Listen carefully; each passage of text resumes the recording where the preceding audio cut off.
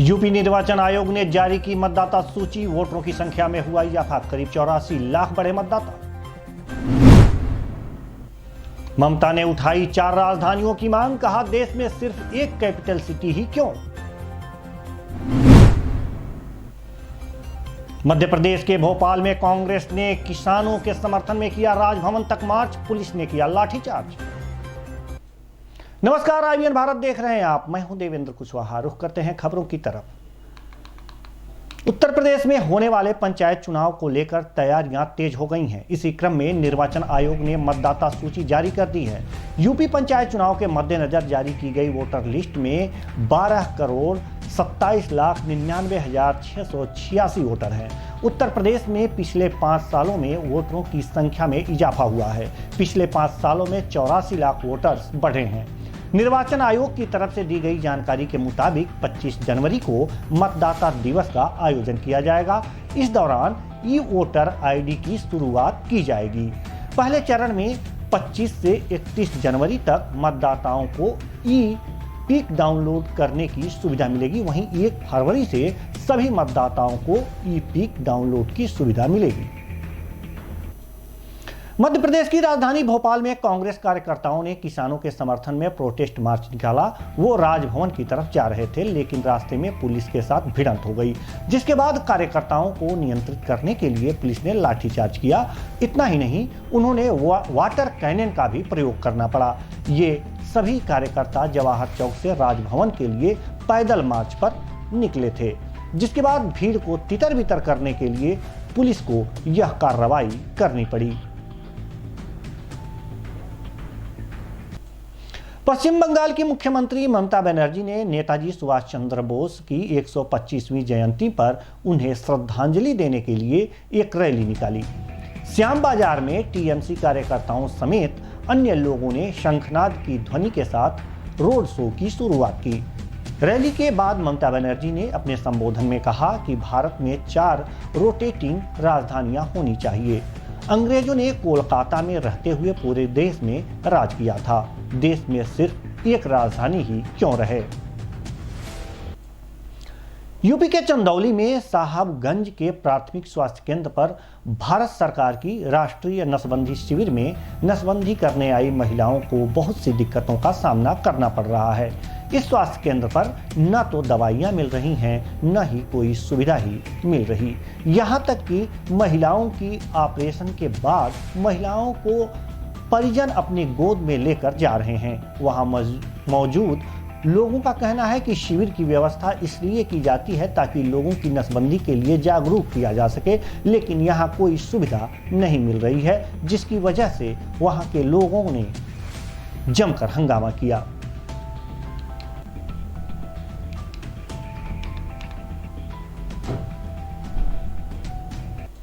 उत्तर प्रदेश के फतेहपुर में हाथ गांव के सरकारी विद्यालय की शिक्षा संबंधी बहुत सी बदहाल व्यवस्था दिख रही है। आपको बता दें कि यहां माध्यमिक विद्यालय में शिक्षक 11 बजे के बाद आते हैं और 1 से 2 बजे के करीब फिर गेट पर ताला लगा कर चले जाते हैं। अगर कोई जिम्मेदार नागरिक इसके बारे में पूछता भी है तो अग्रिम विभागीय मीटिंग का बहाना बहुत ही सफाई के साथ बना दिया जाता है। यूपी के हरदोई में बीजेपी विधायक सत्ता के नशे में कुछ इस तरह से चूर हैं कि उन्हें किसी से बात करने का तरीका ही नहीं मालूम।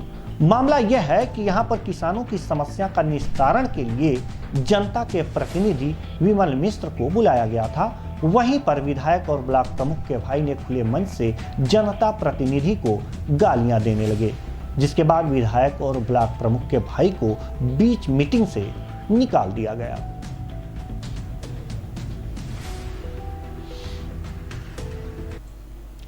यूपी के लखनऊ पहुंचे सपा नेता अखिलेश यादव रामपुर के सांसद आजम खान के घर गए और उनके परिजनों को आखिरी दम तक साथ देने का विश्वास दिलाया। सदर की विधायक और आजम खान की पत्नी तंजीमा फातिमा भी अखिलेश यादव की बात से सहमत दिखी और 2022 में समाजवादी सरकार लाने की भी बात कही। यूपी के प्रतापगढ़ में ऑयल पेंट की दुकान पर शॉर्ट सर्किट से दुकान में आग लग गई, जिससे कि आसपास के लोगों में हड़कंप मच गया। देखते देखते आग ने बड़ा रूप ले लिया। लोगों ने फायर ब्रिगेड को फोन तो किया, लेकिन कई घंटों तक दमकल नहीं आई और दुकान के अंदर का सारा सामान जलकर राख हो गया। मध्य प्रदेश के उज्जैन जिले के उद्योगपुरी में मनीष ट्रेडिंग कंपनी पर खाद्य अधिकारी ने छापा मारा। खाद्य अधिकारी वीएस गवरिया और वसंत दत्त शर्मा सहित ड्रग इंस्पेक्टर धर्म सिंह कुशवाहा ने संचालित मनीष ट्रेडिंग कंपनी का निरीक्षण किया। इस दौरान फैक्ट्री में 2 से 3 ब्रांड की बोरियां मिली। जांच में पता चला कि फैक्ट्री में अलग अलग ब्रांड के लिए ग्रेडिंग और पैकिंग का काम होता है। फैक्ट्री संचालक ने उनका लाइसेंस रिन्यू नहीं करवाया था, जिस पर अधिकारियों ने उसे फटकार लगाते हुए लाइसेंस रिन्यू करवाने का निर्देश दिया। के निर्देश पर आज माननीय एडीएम साहब के मार्गदर्शन में आज हम यहाँ नागधीरी उद्योगपुरी में आए हैं कार्रवाई करने। और अभी हमें एक मनीष ट्रेडिंग कंपनी है, गेहूं की जो ग्रेडिंग करती है, वहाँ कर रहे हैं। तो वहाँ हमने देखा कि कुछ गेहूं पैक हो रहा है 3 ब्रांड के नाम से, चार्ली चैपलिन और अमूल के नाम से। तो उन पर कुछ पैकेजिंग और लेबलिंग्स के संबंध में इन्होंने पूरी कार्रवाई नहीं की है। ठीक है, लाइसेंस भी अभी अपना रिन्यूअल नहीं बता पा रहे हैं। तो हम यहाँ सैंपलिंग कार्रवाई करें गुणवत्ता के लिए, पैकेजिंग लेबलिंग रूल्स के लिए सैंपल लिए जाके भेज जा रहे हैं। सर, यहाँ पर जो है बारदान भी मिले हैं, यहाँ कुछ सिविल सप्लाईज के कारपोरेशन के बारदान भी यहाँ पे मिले हैं। तो उसके लिए खाद्य आपूर्ति विभाग के अधिकारी आ गए हैं, वो देख रहे हैं। ये बता रहे हैं कि वेयर हाउसिंग कारपोरेशन के इन बोरों में भी गेहूँ आता है, तो वो अभी खाद्य आपूर्ति विभाग के अधिकारी देख के इसको बता देंगे। पेट्रोल का भी माल मिलता है? नहीं, अभी ऐसी तो ये खाद्य आपूर्ति विभाग के अधिकारी बता पाएंगे। हम तो गुणवत्ता के लिए गेहूँ के इनकी जो पैकिंग की जो सैंपल्स हैं वो ले लिए हैं हमने, और रिपोर्ट के। उत्तर प्रदेश के आजमगढ़ में समाजवादी पार्टी के राष्ट्रीय अध्यक्ष अखिलेश यादव का एक नया भव्य जिला कार्यालय बनेगा। इसको लेकर आजमगढ़ के जमीन की रजिस्ट्री भी हो गई है। करीब 2 बीघे में बनने वाली इस पार्टी कार्यालय में 5000 लोगों के रहने की व्यवस्था होगी। पार्टी के नेताओं ने बताया कि 2022 के चुनाव में यह पार्टी के मुख्य राजनीतिक बिंदु के रूप में काम करेगा। आजमगढ़ अयोध्या मार्ग पर नेशनल हाईवे 233 के किनारे यह भव्य पार्टी कार्यालय बनेगा, जिसका जल्द ही भूमि पूजन भी संपन्न होगा। नबील भाई, आज कुछ जमीन की लिखा पड़ी हुई है, तो किस काम के लिए और किस ट्रस्ट या किस नाम से? देखिए, ये आजमगढ़ की तारीख के लिए बहुत सुनहरा मौका है कि गरीब, किसान, नौजवान, पिछड़े, दलितों, मुसलमानों के रहनुमा, हम सब के नेता आदरणीय अखिलेश यादव जी आजमगढ़ के सांसद भी हैं, और आज वो यहाँ पर समाजवादी पार्टी का एक कार्यालय बनने जा रहा है, जिससे यहाँ की जो पूर्वांचल की लड़ाई है, जो यहाँ गरीब, किसान, नौजवानों की लड़ाई है, उसको एक धार मिलेगी और एक बड़ा संदेश जाएगा पूरे पूर्वांचल के लिए। कहा यह जा रहा है कि इसमें 5000 से ज़्यादा क्षमता के बैठने के लिए रहेगा, कि पूरे पूर्वांचल के कार्यकर्ताओं के लिए ये बनाया जा रहा है। बगल में मोदी जी से हैं और योगी जी से सेंटर में आजमगढ़ रहेगा। देखिए, हमारा तो किसी से कंपटीशन ही नहीं है, क्योंकि हमारे नेता का काम बोलता है।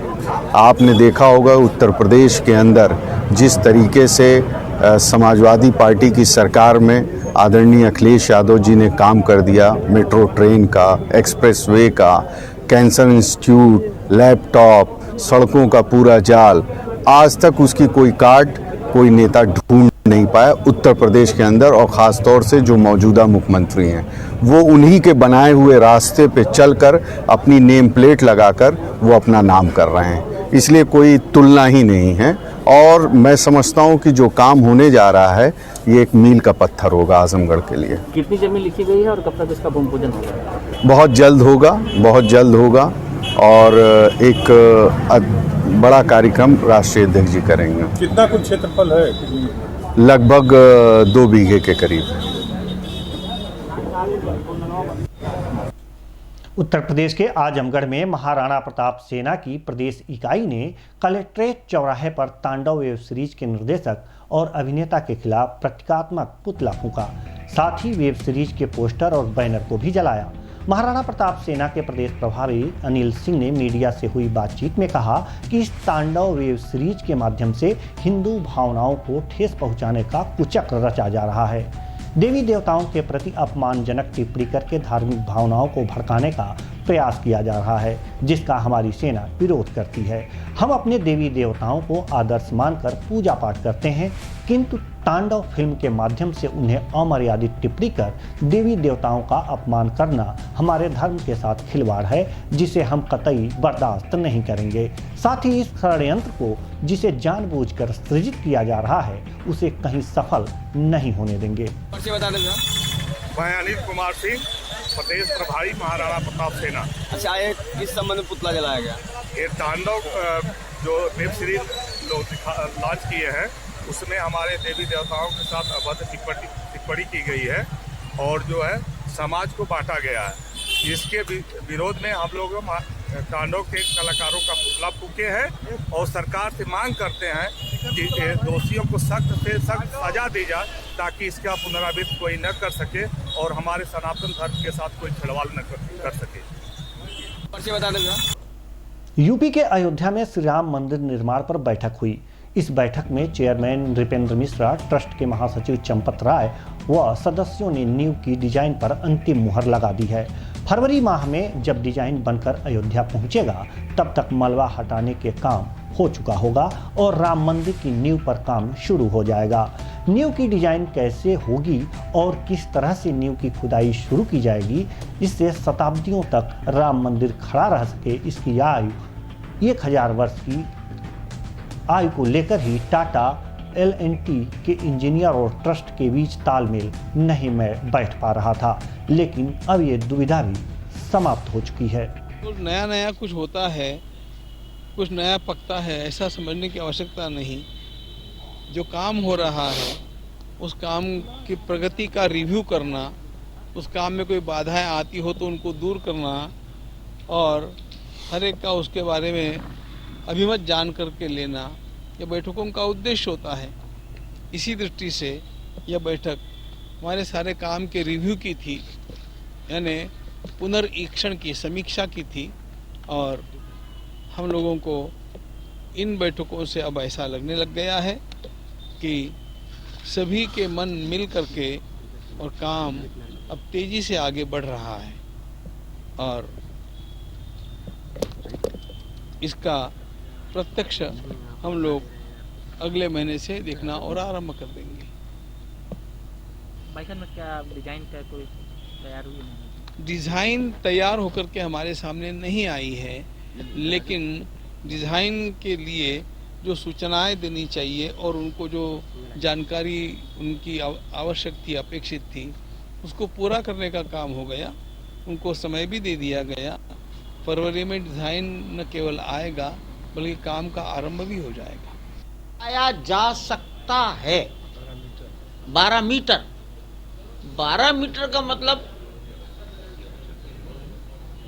भारतीय 36 39 40 फीट तक मलबा हटाया जा सकता है, तो कोई इसमें बाधा नहीं आएगी, लेकिन हटाएंगे स्टेप बाय स्टेप। जहां देखेंगे अब ठीक है, वहां रुक भी सकते हैं, लेकिन आम राय ये आपस की है। टाटा, लार्सन टुब्रो और सोमपुरा और ट्रस्ट की ओर से जो एक और इंजीनियर हैं जगदीश आफले, कि अपने दिमाग में रखो कि 12 मीटर तक जा सकते हैं। डेडलाइन तय नहीं करना, इंजीनियरिंग साइड परिस्थितियों को देखकर चलती है, इतना ही। सर, न्यू की डिजाइन के लिए प्रस्तुत होने की अभी समय लगेगा। जितने दिन में ये काम होगा उतने दिन में ड्राइंग बन जाएगी। इसलिए मैंने कहा ना, क्या काम साथ साथ चल सकते हैं, कौन सा काम 1 by 1 होगा। तो ड्राइंग बन रही है मुंबई की लेबोरेटरी में, ये काम यहाँ हो रहा है, दोनों का कोई विरोधाभास नहीं है। वो आ जाएगी 10 दिन 15 दिन में, सोच लेंगे। फिर ड्राइंग आ जाएगी, फिर सोचेंगे इस ड्राइंग में जो मटेरियल लगना है वो कहाँ से आएगा। तो इसलिए ये काम अलग है। ड्राइंग कागज पर बनती है, वो डिजाइनर बनाता है, वो चेन्नई में बैठे हैं, फिर वो उसमें मटेरियल बताएंगे, मटेरियल क्या लगना है ये एक थर्ड पर्सन तय करेगा। फिर उस मटेरियल कहाँ से मिलेगा, कितनी ड्यूरेशन में मिलेगा, ये एक अलग अलग इंजीनियरिंग के कैलकुलेशन है। ये ऐसा नहीं है कि मकान बना रहे थे बाजार से गए और एक बोरा सीमेंट खरीद लाए, ऐसा नहीं है। बहुत प्लानिंग के साथ सब चल रहा है। उसी प्लानिंग को सब लोगों ने अपने अपने तरीके से प्रस्तुत किया, सब ने उसको स्वीकार किया, एक्सेप्ट किया and all are very happy. UP के आजमगढ़ में ग्रामीणों ने मैं जिंदा हूं का पोस्टर लेकर सड़क पर उतर गए। दरअसल एक गांव प्रधान और बीएलओ के मिली भगत से 4 से 9 लोगों को मृतक दिखाकर वोटर लिस्ट से नाम काट दिया गया था।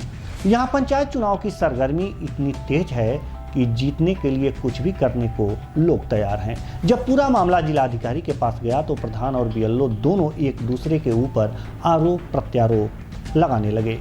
इस मामले की जांच करते हुए एसडीएम ने बताया कि सूची फिर से तैयार होगी और आरोपी के ऊपर कार्रवाई भी की जाएगी। सर अपना परिचय बताइए। सर मैं विवेक कुमार यादव, ग्राम पुरा रामजी, पोस्ट फरीदपुर, जिला आजमगढ़, उत्तर प्रदेश का निवासी हूँ। सर आज आपके यहाँ करीब सैकड़ों की संख्या में ग्रामीण स्कूल पे मौजूद हैं और वो एक तख्ती लिए हुए हैं हाथ में कि साहब मैं जिंदा हूँ, सरकार मैं जीवित हूँ। इसका उद्देश्य क्या है, ये किस तरीके का प्रदर्शन लोग कर रहे हैं? सर ये गलत तरीके से जो वोटर लिस्ट में हमारे ग्राम सभा से 409 वोट का विलोपन किया गया है, जो गलत तरीके से। सर वो लोग चाहते हैं कि ये जो 409 वोट कटा है ये हमारा फिर से सिद्ध हो और आगे से फिर ऐसा कुछ ना हो और जिसने भी ये किया है उसके साथ जो है कठोर कार्रवाई हो। अच्छा, विलोपन में क्या बताया गया है कि ये सभी लोग कैसे इन लोगों का नाम? सर कुछ लोगों को मृतक बता दिया गया, कुछ लोगों को बाहरी बता दिया गया, कुछ लोगों को जो है विवाहित नहीं है उनको विवाहित बता दिया गया है। तमाम तरीके से ये जो है तालमेल ये जो है घपला किया गया है। अच्छा, तो क्या मांगे हैं आप लोगों की? सर हम लोग की मांग है कि ये जो है जितना हमारा 409 कटा है इसमें जो सही है वो सही किया जाए और जो गलत है उसे गलत किया जाए। लेकिन आगे से भी ऐसा कुछ ना हो जो 22 तारीख के बाद भी जो नाम बढ़ने हैं उसमें भी ध्यान रखा जाए कि फिर गलत तरीके से नाम बढ़ाया ना जाए। अच्छा, आज एसडीएम साहब भी आपके यहाँ स्कूल पे मौजूद थे, उन्होंने क्या आश्वासन दिया, किस तरीके की बातें कही? एसडीएम साहब ने कहा कि आज के बाद जो है जो यहाँ हो रहा है यही सत्य होगा और उन्होंने ये भी कहा कि इसके आगे जो है किसी भी तरीके से नाम बढ़ाया नहीं जाएगा जब तक कि उसकी पूरी जो है जांच नहीं होगी। ठीक जी। सर अपना परिचय बताइए। शंकर यादव एडवोकेट। सर आज आपके गांव में लोग प्रदर्शन कर रहे हैं कि सरकार मैं जीवित हूं, साहब मैं जीवित हूं, क्या कारण है? सब लोग जीवित हैं। गलत नाम वोटर लिस्ट से कटवाने का प्रयास किया गया जो वर्तमान प्रधान हैं क्योंकि भावी चुनाव जीतने के लिए, और उन्होंने 409 विलोपन की रिपोर्ट बीएलओ को मिला करके भिजवा दिया और जानकारी होने पर कल दिनांक कल 19/1/20 को हम लोग एसडीएम के यहाँ धरना दिए। तो एसडीएम ने आश्वासन दिया कि चलें कल हम लोग जांच करेंगे, तो आज ये जांच कर रहे हैं लोग। अच्छा सर, ये विलोपन क्या प्रक्रिया है, इसको क्या माना जाता है, किस तरीके से? अब विलोपन का मतलब है कि वो समाप्त कर दिया, भंग कर दिए गए, जो वोटर हैं ही नहीं, खत्म कर दिए, मृतक हो गए। अच्छा, तो इसकी सूचना आप लोगों ने किस तरीके से दी और क्या मांगे हैं आपकी? अब जब हमको जानकारी मिली किसी तरीके से, सूचना आई कि 409 लोगों को लिस्ट में प्रकाशन के लिए जिले पे भेज दिया गया है, तो किसी तरीके जब सूचना प्राप्त हुई तो हम लोग एसडीएम को सूचना दी है। तो एसडीएम साहब ने बीएलओ को बुलाया। बीएलओ ने कहा कि प्रधान हमको धमकी दे करके, जान मारने की धमकी दे करके एक गलत रिपोर्ट लगवा करके जो कि सब रिपोर्ट बता इस तरीके से इसलिए यहाँ भिजवा दिए। आप चाहते क्या हैं? हम चाहते हैं कि वो हम लोग का नाम फिर जुड़े, जो विलोपन की कार्यवाही के लिए प्रयास किया जा रहा है वो समाप्त हो जाए। जितने वोटर जीवित, सब लोग जीवित हैं, सबका जो है कि यथावत वोटर लिस्ट जो पहले की यथावत बनी रहे। अच्छा, अगर आपकी मांगे नहीं पूरी हुई तो क्या आप... मांगे नहीं पूरी होंगी तो हम लोग आगे तक बढ़ेंगे। ठीक। सर क्या नाम है आपका? राजधारी। आज आप लोग किस तरीके का प्रदर्शन कर रहे हैं सर, क्या मामला है पूरा? सर वोटर लिस्ट में 409 नाम प्रधान व बीएलओ से मिली भगत से कटवा दिया गया श्रीमान जी, जिसमें दिखाया गया कि कुछ लोग मृतक, सबसे ज़्यादा मृतक हैं, उसके बाद कुछ अविवाहित हैं। इसी षड्यंत्र को करके प्रधान ने ऐसा।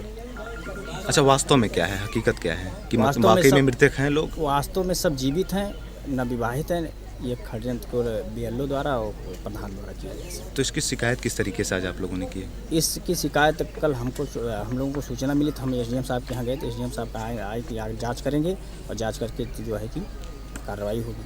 क्या मांगे क्या हैं आपकी? मांगे सर ये हैं कि 409 नाम जिस यथास्थिति में पहले थे उसी स्थिति में बरकरार उसको जोड़ा जाए और जो इसके खिलाफ षड्यंत्र रच के किए हैं इसको उसके खिलाफ कठोर कार्रवाई किया जाए। ठीक। वहीं क्षेत्र में वहाँ पे लगभग 409 लोगों को वोटर लिस्ट से विलुप्त कर दिया गया कि वो मृत हो चुके हैं। ये क्या प्रकरण है जिसमें आप जांच कर रहे हैं सर? BLO द्वारा रिपोर्ट दी गई है जिसके लिए कल गांव वाले गए थे। उनकी शिकायत थी कि गलत रिपोर्ट है, उसकी आज जांच कराई जा रही है। अभी वोटर लिस्ट यहाँ पे पढ़ी जा रही है, उस पर जो निष्कर्ष निकलेगा उसके अनुसार कार्रवाई की जाएगी। सर जैसे इसमें क्या जांच चल रही है? आज अभी यहाँ पे बैठक हो रही है, गांव वालों को बुला कर उनके सामने वोटर लिस्ट पढ़ी जा रही है। इसके बाद जो निष्कर्ष निकलेगा और आरोप सही पाए जाएंगे उनके खिलाफ कार्रवाई की जाएगी। ठीक सर। कितने लोगों का लगभग नाम डिस्टर्ब है सर? अभी तो आपने 409 की लिस्ट उन्होंने दी है जी, जो बृहद पुनरीक्षण कार्यक्रम था उसमें डिलीट करने के लिए। ठीक सर। यूपी के लखीमपुर खीरी में इंस्पेक्टर का अपने सहकर्मी के लिए अलग ही रूप देखने को मिला। दरअसल कांस्टेबल राजकिशोर डायल 100 के ऑफिस में बैठे इंस्पेक्टर मुसाफिर प्रसाद से छुट्टी लेने पहुंचा तो इंस्पेक्टर उसके ऊपर आग बबूला हो गया और गालियां देकर भाग जाने को भी कहा। आपको बता दें कि कांस्टेबल की बेटी की अचानक से तबीयत खराब हो गई थी, इसलिए उसने छुट्टी की मांग की थी। यूपी के मुरादाबाद में गौर ग्रेसियस कॉलोनी के बंद पड़े मकान में चोरों ने निशाना बनाया और लाखों रुपए का सामान चुरा ले गए। दरअसल राजकुमार मदान कई वर्षों से इसी मकान में रहते थे, लेकिन पिछले 4 महीनों से कुछ पारिवारिक समस्याओं की वजह से दूसरे स्थान पर चले गए थे, जिसकी वजह से मकान पूरा खाली था। चोर मौके का फायदा उठाकर घर में घुस गए और अलमारी में रखे जेवरात और नकदी रुपए चुरा ले गए। पूजा मदान ने बताया कि हमको इस बात की सूचना पड़ोसियों ने दी कि आपके घर से तोड़फोड़ की आवाजें आ रही थीं। तब जब हमने पुलिस में तहरीर दी और पुलिस पूरे घटना की जांच कर रही है। मेरा नाम पूजा मदान है। पूजा जी, आप कहाँ रहते हैं और आज क्या समस्या हुई? मैं यहाँ गौर ग्रेशियस में रहती हूँ, वो फ्लैट नंबर 4045 में। और आज हमें यहाँ किसी नेबर से हमें सूचना मिली कि आपके ऊपर वाले फ्लैट से कुछ आवाज़ें आ रही हैं। एक्चुअली हम लोग 4-5 महीने से यहाँ से बाहर थे, हमारा फ्लैट बंद था। आज जब आके हमने वो फ्लैट खोला तो हमें ऊपर हमारी बालकनी का दरवाज़ा टूटा मिला और अंदर हमारे कमरे में कोई ना कोई अंदर गया है और अंदर चोरी हुई है। मेरे पूरे अलमारी से ज्वेलरी गायब है, उसमें आर्टिफिशियल ज्वेलरी भी है, गोल्ड ज्वेलरी भी है और LED गायब है। पूरा कमरा पूरा अस्त व्यस्त पड़ा हुआ है कमरा। लगभग कितने का माल आपका अंदाजा हो गया? 2 LED हैं और किचन का कुछ सामान मेरे दिमाग में आता जा रहा है। कभी हैंड ब्लेंडर गायब होता है, कभी कोई चीज़ समझ में आती है। और ज्वेलरी जो है वो मेरी मिक्स रखी हुई थी, अब उसमें कुछ आर्टिफिशियल और गोल्ड की भी मिक्स थी। उसमें मुझे मेरे टॉप्स हैं, रिंग हैं, वो तो मुझे कंफर्म है। और किसी डिस्प्यूट के चक्कर में जो हम 4 महीने से बाहर थे, तो मेरी मदर इन लॉ की तबीयत बहुत ख़राब है, तो उनका क्या चीज़ गायब हुई है वो अब वही बता सकती हैं। और अभी हमने उन्हें नहीं बताया कि घर में चोरी हो गई है। उनको ब्रेन स्ट्रोक हुआ है और उनको हम बता नहीं सकते। अच्छा, वो अपने आपने इसकी सूचना पुलिस को दे दी है और उन्होंने तहकीकात की है। अच्छा, आप ही बताइए, जैसे आप शहर के कई इलाकों में पहले के रहते होंगे, आप गौर ग्रेसियस में आके यहाँ रहे, तो सेफ्टी पॉइंट से आके रहे होंगे, सिर्फ फिर उसके बाद भी यहाँ चोरी हुई, तो क्या कहते हैं? यहाँ मेंटेनेंस के नाम पर आज कुछ भी नहीं हुआ है। सबने अपना पल्ला झाड़ लिया है। थोड़ी देर के लिए सब आए थे, देख गए कि दरवाज़ा टूटा मिला है और सब अपने अपने काम पे लग गए हैं। अभी सोसाइटी में क्यों रहता है, क्या कारण? सिर्फ एक सेफ्टी पॉइंट ऑफ व्यू से कि यहाँ पे बच्चे सेफ हैं, हम सेफ हैं, लेकिन यहाँ तो कोई सेफ्टी समझ में आ ही नहीं रही। ये किसका हाथ है और क्या है, और मेंटेनेंस का कोई इंसान जिम्मेदारी लेने को तैयार नहीं है। फिलहाल इस बुलेटिन में इतना ही। मुझे दीजिए इजाज़त। नमस्कार।